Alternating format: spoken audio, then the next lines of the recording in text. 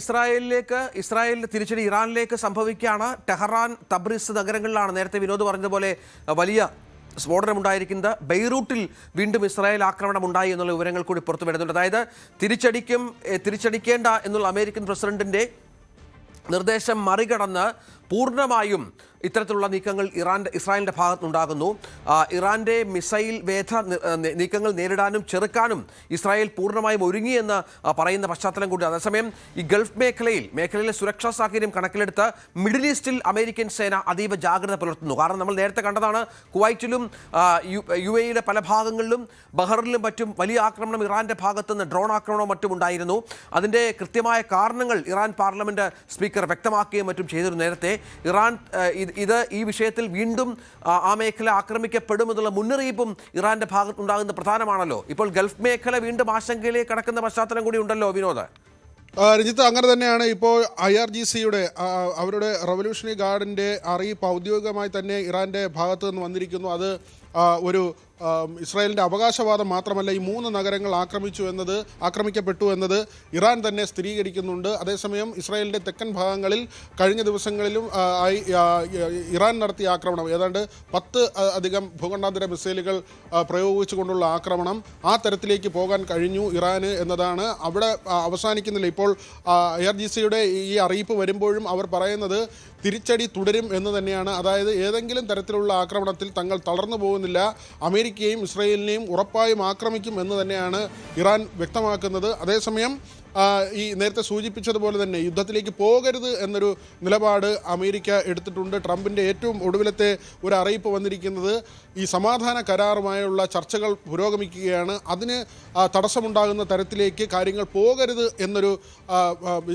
നിലപാട്, അല്ലെങ്കിൽ അങ്ങനെ ഒരു പ്രഖ്യാപനം, അങ്ങനെ ഒരു നിർദ്ദേശമാണ് ട്രംപിൻ്റെ ഭാഗത്തു നിന്നുണ്ടായിരിക്കുന്നത്. അതുകൊണ്ട് ഇനിയുള്ള മണിക്കൂറുകൾ വളരെ പ്രധാനപ്പെട്ടതാണ്. ഇസ്രായേൽ എടുത്തിരിക്കുന്ന നിലപാട് ഒറ്റ രാത്രി കൊണ്ട് ഇറാനെ കത്തിക്കും എന്ന നിലയ്ക്കാണ്.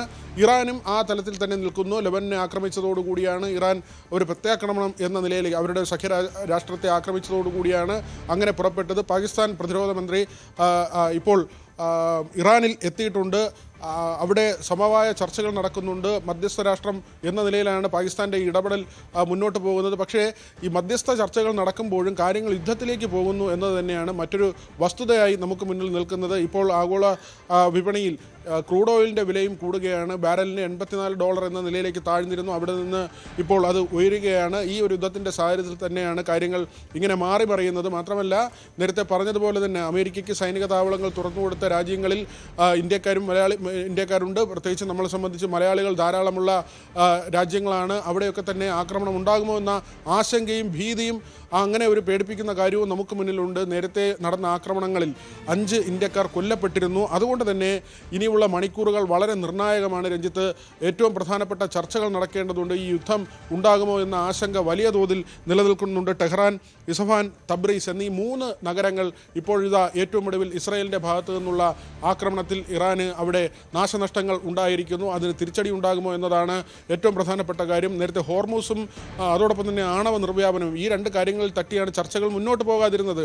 ഇപ്പോൾ ഏറ്റവും പ്രധാനപ്പെട്ട ഒരു കാര്യമായി വന്നിരിക്കുന്നത് $24 ബില്യൺ ആസ്തികൾ, അത് ഇറാൻ്റെ ആസ്തികൾ ഫ്രീസ് ചെയ്തിരിക്കുകയാണ് അമേരിക്ക പറയുന്നതിനുള്ളൊരു ന്യായം, ഇറാൻ്റെ ആക്രമണം നേരിട്ട ഗൾഫ് രാജ്യങ്ങളുണ്ട്, അവർക്കുണ്ടായ നാശനഷ്ടം പരിഹരിക്കുന്നതിന് ഇറാൻ്റെ ആസ്തികൾ ഇങ്ങനെ ഫ്രീസ് ചെയ്യുന്നു എന്ന തരത്തിലാണ്. ഇത് ഇറാൻ ഉണ്ടാക്കുന്ന ബാധ്യത, അല്ലെങ്കിൽ സാമ്പത്തികമായി ഉണ്ടാക്കുന്ന നഷ്ടം ചെറുതല്ല. കാരണം ഗാർഗ് ദ്വീപിൽ അവർ ഉൽപ്പാദിപ്പിക്കുന്ന എണ്ണ ശേഖരിക്കുന്ന ഇടമാണ്. ഈ ഉൽപ്പാദനം യുദ്ധത്തിൻ്റെ പേരിൽ ഉടനെ നിർത്താൻ പറ്റില്ല, അതൊരു തുടർ പ്രക്രിയയാണ്. ഇങ്ങനെ ഉൽപ്പാദിപ്പിക്കപ്പെട്ട എണ്ണ കടലിൽ ഒഴുക്കുന്നു എന്ന തരത്തിലുള്ള ദൃശ്യങ്ങൾ നേരത്തെ പുറത്തു വന്നിരുന്നു. അങ്ങനെ വലിയ സാമ്പത്തിക നഷ്ടം അവർക്കുണ്ടാകുന്നു. അവിടുത്തെ റോഡുകൾ മുഴുവൻ തകർത്ത് കളയുന്നു. കാരണം സൈനിക വ്യൂഹങ്ങൾ സഞ്ചരിക്കുന്നതിന് തടസ്സമുണ്ടാക്കുന്നതിന് വേണ്ടിയാണ് അങ്ങനെ അമേരിക്കയുടെ ഭാഗത്ത് നിന്ന് ആക്രമണം ഉണ്ടായത്. അവർക്ക് വലിയ തോതിലുള്ള സാമ്പത്തിക ഉപരോധം ഒരു വശത്ത്, അവരുടെ സമുദ്ര ഉപരോധത്തിലൂടെ എണ്ണ കച്ചവടം അത് തടസ്സപ്പെടുത്തുന്ന മറ്റൊരു നില, മറ്റ് രാജ്യങ്ങളോട് ഇറാനിൽ നിന്നുള്ള എണ്ണ വാങ്ങരുത് എന്നുള്ള നിർദ്ദേശം, അങ്ങനെ പരിപൂർണമായി അവരെ സാമ്പത്തികമായും മറ്റും ഞെരുക്കിക്കൊണ്ടുള്ളൊരു സമീപനമാണ്. പക്ഷേ അവിടെയൊന്നും തന്നെ ഈ നിമിഷം വരെ ഇറാൻ തളരുന്നില്ല എന്നത് തന്നെയാണ് ഏറ്റവും പ്രധാനപ്പെട്ട കാര്യം. അതാണ് അമേരിക്ക പറയുന്നത്, ഇറാനെ പൂർണ്ണമായും തകർത്തു, അവരെ തീർത്തു എന്നൊക്കെ പറയുമ്പോഴും മിസൈൽ ആക്രമണം, അതിനുള്ള ആയുധമൊക്കെ ഇപ്പോൾ എങ്ങനെയാണ് അവരുടെ പക്കലുള്ളത് എന്നുള്ളത് അത്ഭുതകരമാണ്. കാരണം ഇത്രയധികം ആക്രമണങ്ങൾ, നാശനഷ്ടങ്ങൾ നേരിട്ട ഒരു രാജ്യമാണ്. അവരുടെ ആയുധ ശേഖരത്തിൻ്റെ 50%-ലധികം നശിച്ചുപോയി എന്നൊക്കെ അമേരിക്ക വീരവാദം അടിച്ചിരുന്നു. പക്ഷേ ഇപ്പോൾ അവർക്ക് ആക്രമിക്കാനുള്ള കരുത്തുണ്ട്, തൻ്റെ ഇടമുണ്ട്. അവർ ഇസ്രായേലിനെ പോലും ആക്രമിക്കുന്ന പശ്ചാത്തലം ഒരുങ്ങുകയാണ്. വേണമെങ്കിൽ അമേരിക്കൻ താവളങ്ങളിലും വലിയ നാശനഷ്ടം അവർ സൃഷ്ടിച്ചേക്കാം. അങ്ങനെ പശ്ചിമേഷ്യയിലൊക്കെ വലിയ ആശങ്ക നിലനിൽക്കുന്ന ഒരു പശ്ചാത്തലം, ഗൾഫ് രാജ്യങ്ങളിൽ പ്രത്യേകിച്ച് ആശങ്കയുണ്ട്. വിമാന റൂട്ടുകളടക്കം ഇപ്പോൾ അടച്ചിട്ടുകൊണ്ടാണ് ഇറാൻ തങ്ങളുടെ കാര്യങ്ങൾ മുന്നോട്ട് കൊണ്ടുപോകുന്നത്. ഇതിനെല്ലാം കൂടുതൽ വാർത്തകൾക്ക് news 18 Keralam YouTube channel subscribe ചെയ്യുക.